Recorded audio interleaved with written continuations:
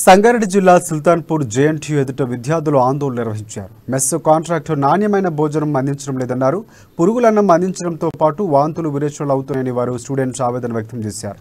మెస్లో కనీసం నాణ్యమైన సౌకర్యాలు అందించడం లేదని విద్యార్థులు ఆగ్రహం వ్యక్తం చేశారు. సమస్యలపై ప్రిన్సిపాల్కు ఫిర్యాదు చేసినా స్పందించడం లేదన్నారు.